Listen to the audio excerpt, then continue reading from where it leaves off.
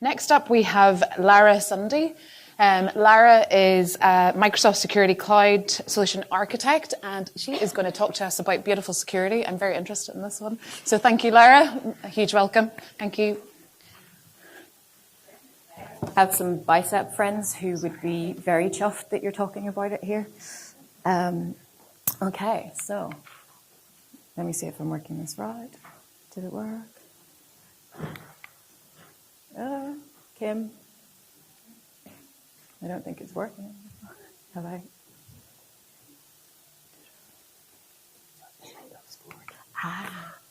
My left and my right's wrong.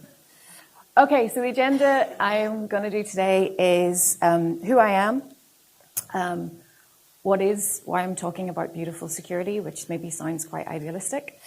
Cloud security posture management, what is it? Difference between cloud security posture management and cloud workload protection. Who does what roles sort of play a part in this. Extending your capabilities, tools available, and best practices. To start with who I am. So I am a white woman, aged 40. I have light brown hair. I wear glasses. I'm wearing a black shirt and a black jacket and jeans. I am a cloud solution security architect at Microsoft. So I actually work with Azure, which Claire was talking to earlier. I love being out in the water, in it, on it, and that's what I do in my free time with my kids. How I got into cybersecurity, it was not the traditional route. So I actually took part in a cybersecurity academy. I joined Microsoft in 2020. So it was a 12-week course, 5 exams, 4 interviews. It was pretty much hell for about 12 weeks. I didn't sleep. But I was successful. I got the job. But I come from a social anthropology background. So I actually studied at Queen's, graduated 2018. So I came back as a mature student. The reason I'm telling you all of that is because I don't want anybody to think out there that you can't change career, right? Or that you can't get into cybersecurity because you don't come from a tech background. So as an anthropologist, we had career shows. Microsoft never spoke to me at those career shows. Google actually, ironically, do love UX experience. They love anthropologists for that. But what happened was I had a friend who is a senior security architect. And while I was studying, he was like, Lara, we need people like you to get into this. I said, right, okay. There's a brilliant book by Jane Franklin called Insecurity. And she speaks about diversity, having more women in security, how having diversity in your teams can lead you to being more secure. So I kind of looked about the place. After I graduated in 2018, I went back to my work in social care and farming. So I was literally mucking out cows the week before I started the academy. And I looked about and came across the academy.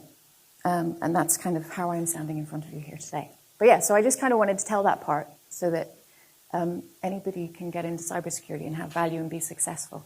I came in as an associate consultant, moved to consultant. I'm now an architect.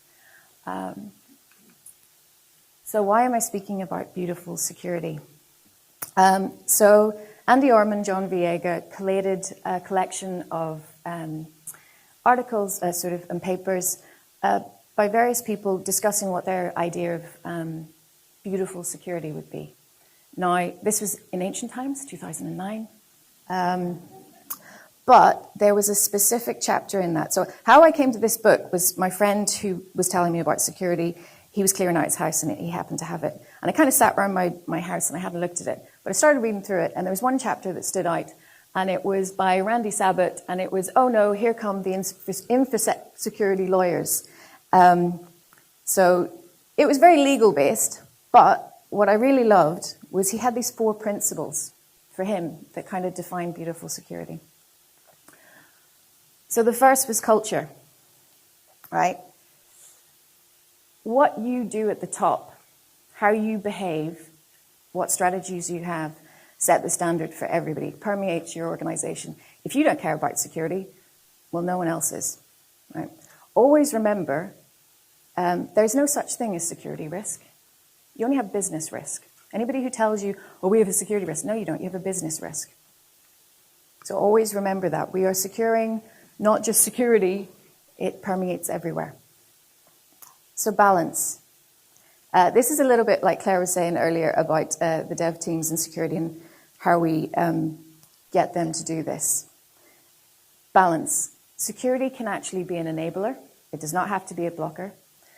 Famous DevSecOps book, Project Unicorn, Gene Kim. There was a security guy called John. I think he had a mental, he had a breakdown because he realized he wasn't getting anywhere with security in his teams. And it was when he started going out and talking to each other. So I've worked with dev teams who at the start of the project are like, why are you speaking to me, Lara? Why are you asking me about my bicep and what I'm doing? And over the course of months, they could see actually that looking at tool sets you can build into your pipelines. So we talk about secure development lifecycle. So shifting to the left, you're building security in at the start instead of afterwards. It actually makes your teams more efficient, right? Because they're not having to go to a tab, which is a technology advisory board, to get their rubber stamp. Have you done this? It's automated. It's already built in. So you're able to deploy faster, more efficiently, and more securely. Because how many products do you know of, right, that have gone out into the world and someone goes, oh, it's not secure? Like baby monitors and things like that. IoT devices are especially fun for this. So that's balance. So we need to balance and appreciate what the business needs are, but we can do this in a sensible way. It doesn't have to be a blocker. Communication. You would be shocked at how many organizations we go into and people do not know who is in another team. They don't know who they're meant to go to for their standards that they should be working to. They don't want to talk to each other. And it's kind of a legacy mindset, right? You had a siloed team, you were in the AD team, you're in the endpoint team, you don't speak to each other. We even have this, let's face it, across organization, so I'm Microsoft, you'll have, so in the cloud, you'll have Google Cloud, you have AWS, and different vendors sometimes don't want to talk to each other. I actually have a big issue with that because I think we should be talking to each other because, our customers use all of us. So from a security perspective, I think we need to be working together and thinking about how we communicate. So it's essential. So doing the right thing. What is doing the right thing? I've thought about this a lot. Sabbath says that it's a combination of all of those aspects coming together. That's doing the right thing. I think I've thought sometimes that it's like just actually doing something, because a lot of the time people find things out about security and they want to lob it somewhere else, and that's someone else's problem. So I think it's about taking responsibility a little bit. So that's for me. So those culture, balance, communication end up with doing the right thing. What is the cloud? I'm not going to add, because I think Claire actually did a fantastic job of explaining what the cloud was. The only points I would add is, so you can have public cloud, which are like Azure for Microsoft, AWS, GCP, Google. They're public cloud providers that you can go to for your cloud. You have private cloud, which is a bit more expensive, but if you've got the money and you want to do that, you can do that. You can do hybrid. And then there's multi-cloud, which I'll speak about a little bit after. So what is cloud security posture management? Cloud security posture management at its basics is identifying and remediating risk in your environment. So you can do this in various ways. From a technical perspective, this can be automation. So putting in those guardrails at the start of your development. It can be culturally. It's even, having an awareness and actually being proactive about the hygiene in your environment, caring about whether your machines are patched or not. So it's different aspects. There's a technical and there's very much like a people and process and culture. And I think that's where me being a social anthropologist at heart, I levitate towards the people and process. Because you can have the smartest people who know to click all the buttons and all the coding.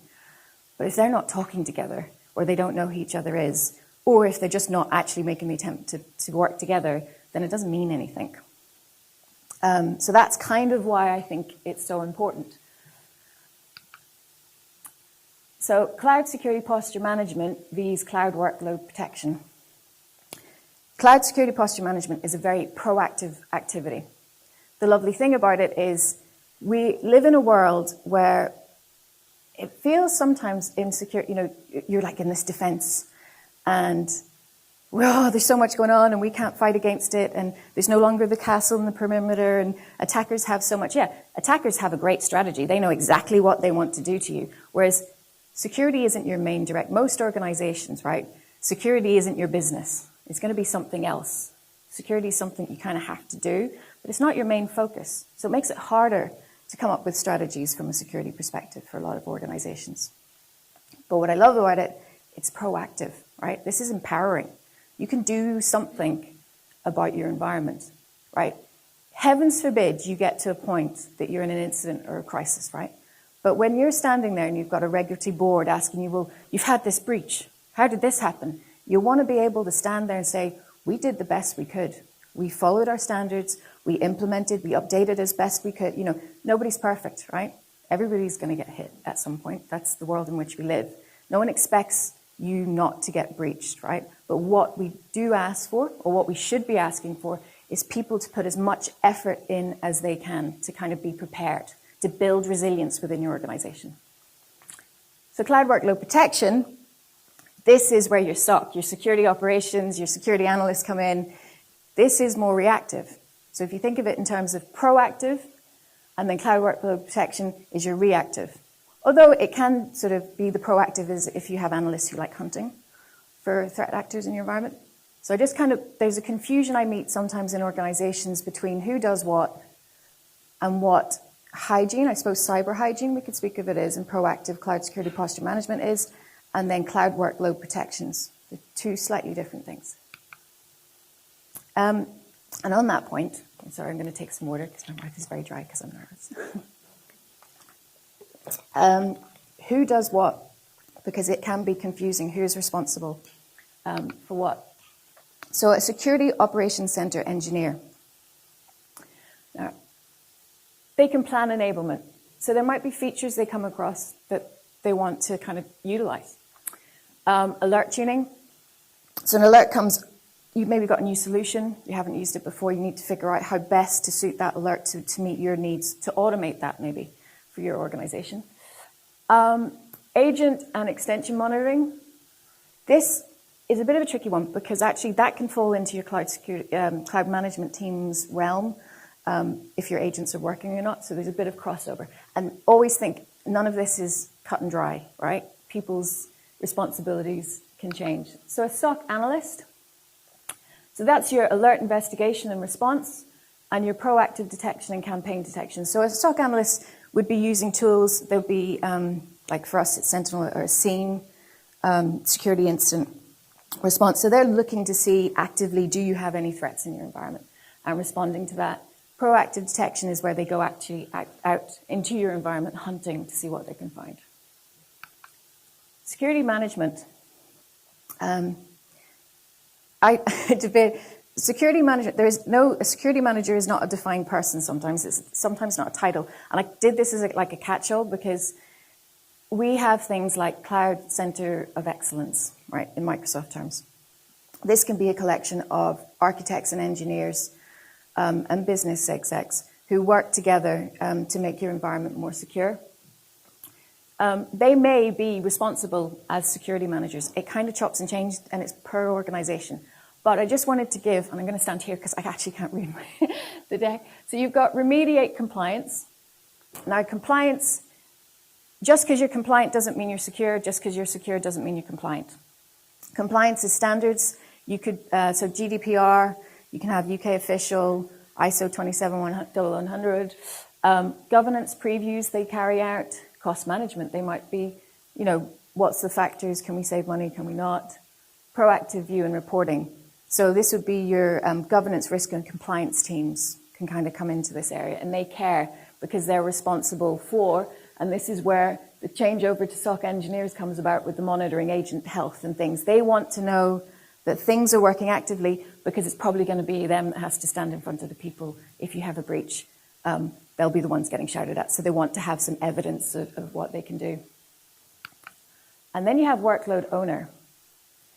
So this is your resource. So in any cloud, you'll have resources, you have your VM. Who owns that? Who is responsible? It can be quite confusing who is responsible for what. It gets really complicated when you have service management providers because You could see a problem with your VM, and you go to the workload owner and you say, oh, I can see your machine needs patched. And they say, oh, we don't do patching, that's so-and-so company. That's where communication and knowing who is who comes into play, because it can be a real, frank pain in the ass trying to find all that out. So that's why it's good to have that strategy and processes in place beforehand. Asset inventory, know what is in your environment. The beautiful thing with cloud is it gives you that perspective of you can know what's in your environment. You can find out, there's ways, there's tools to do that. Regulatory compliance again, you should care if you're compliant or not. If the workload owner doesn't care, you can be sure that the security manager will. And then data visualization, they'll be responsible for that. Multi-cloud, extending your capabilities. What is multi-cloud? A lot of customers use multiple cloud providers because it helps their backup and resilience. There might be that they've taken on another organization, and that other organization, they bought it over or something, and they used AWS, or one used GCP, or one Azure, whatever it might be. There is a holy grail in security. It's called the one pane of glass. Everybody wants it, because can you imagine the cost of standing up different SOC for each cloud provider, and just the communication between all of that and figuring out who's responsible for it. What's great now is there's a lot of tools available where you can actually now have that one pane of glass, and we can extend those capabilities of monitoring and remediation out across clouds. We can do your compliance across clouds. There's a lot of agnostic. So we have the Azure Cloud Benchmark. We changed the name of it because we became that a lot of our customers are multi-cloud. We need to meet that need and make sure that our compliance benchmark covers SIS, covers NIST, covers across things that our customers care about. There's a lot of companies out there that can provide you with tools. I can only, from a technical point of view, if anybody wants to speak about Microsoft Defender for Cloud, which is my solution baby that I play with a lot. You have Sophos, Prisma, Aqua. So I just kind of wanted to put out, I advise to go out and have a look what's out there. AWS and GCP will have their guidance and solutions that they use also. But yeah, Microsoft Defender for Cloud would be the one that I am most familiar with. Best practices. So I'm going to talk about this from my perspective working with Defender for Cloud. We have a feature called Secure Score. The idea of Secure Score, because it can be quite overwhelming if you go into a cloud portal, where do you start? So Secure Score was a feature enabled so you can deploy your standards that you care about. And the Secure Score can give you an assessment out of 100 of where are you currently sitting. And it will provide recommendations. Now, these recommendations, there will be policies that you can deploy, which Claire mentioned, to enforce what you want in your environment. Sometimes it's not always as straightforward as a policy. Sometimes you can't just put a policy to enforce them because you have to actually, it wouldn't make any sense to have a mass policy because you'd break a load of stuff. You actually need to think about your NSGs and subnets at the deployment phase, and that's where you're building in your guardrails at the start of how you deploy something. It could be that you actually haven't paid for that feature yet, so you can't enable that recommendation because you haven't paid for that. That's not what your tier of support is, for instance. So Secure Score is this, I like it, but I'm biased probably. But I do think that it provides a useful starting point, right? If you're starting and you're not sure where to look, you don't know how to prioritize, it's a good starting point. So I kind of wanted to leave with things that we found customers have found helpful to them, where the biggest successes in the increase in Secure Score have happened. So the first one, sponsorship and delegation. This goes back to the very, very start slide with the culture communication. You need to get buy-in. And you're like, how do you do this? So Secure Score can actually show you, okay, we could actually save some money here if we do it this way. If we automate this, You can kind of show these efficiencies that you can have if that's what your executives care about. But you need sponsorship. You need someone to empower you to go, yes, you see this recommendation. When you go to that workload owner, you can say to them, you have to be compliant. This is non-negotiable. We have regulatory standards we have to abide by. We're not arguing about this, we're doing it. But you need to be empowered to do that. So you need executive sponsorship. You need someone backing you for that. And it goes back to that, how people behave and the thinking in an organization. Governance. We found companies with more mature governance had less oscillation in their secure score. It didn't move. It kind of was steady. They kind of got up there and then they kind of stayed up there. What do we mean by mature governance? I would say that mature governance, sorry, I'm taking another drink of water.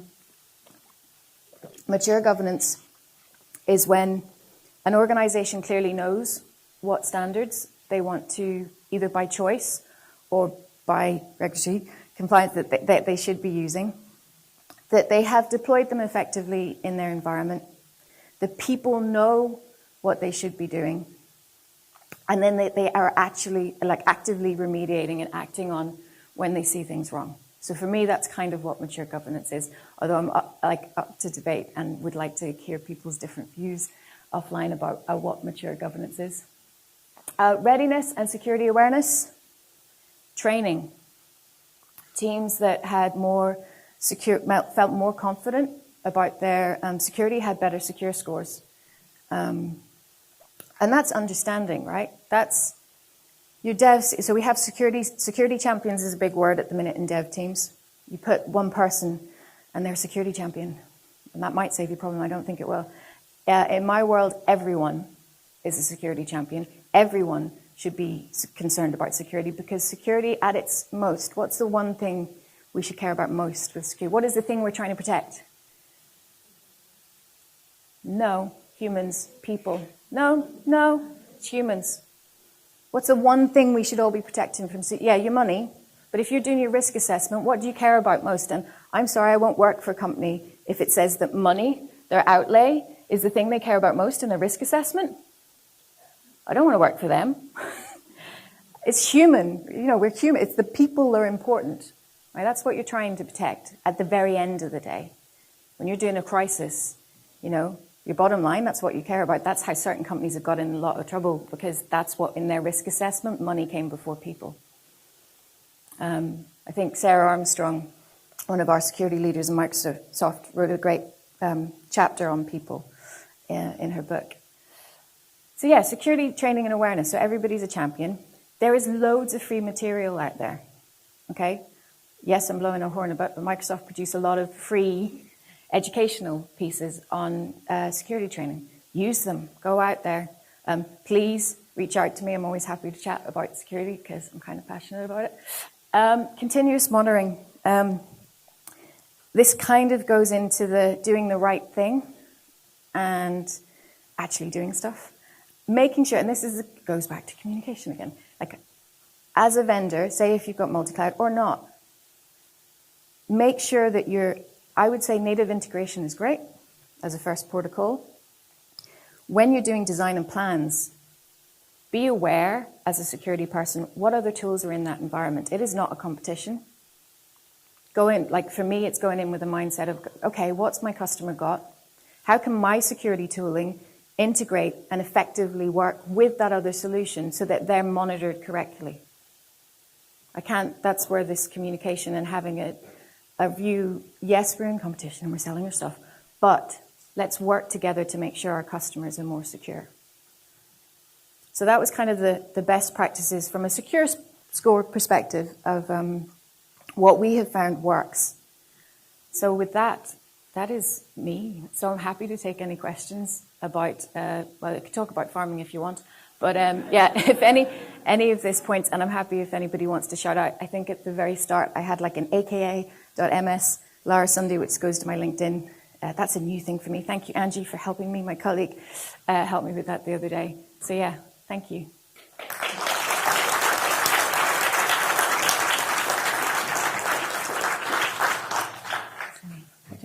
Any questions for Lara? Oh, yeah, we have one. Nate.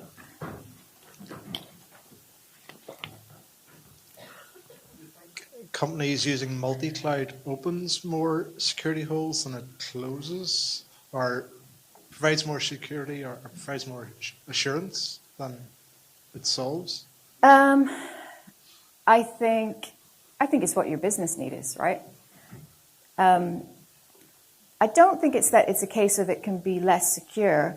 I think it just gives you more things you have to think about.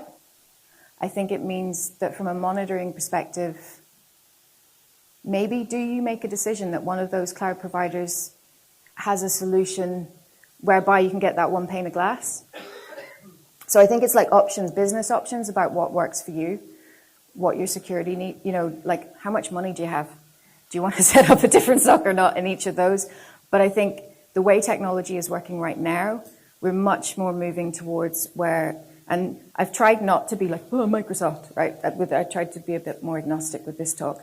For us, from Defender for Cloud perspective, we can now use our technology to provide governance across cloud and monitoring. So do I think it makes you less secure?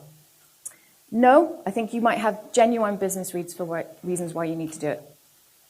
The only caveat is design it, architect how that all interrelates really well. I think you just have to be more conscious of how you're doing that. Thank you. Hope that answers. Okay, time for one more question. Anyone has one? No? Well, thank you very much, Lara. That was great. Thank you.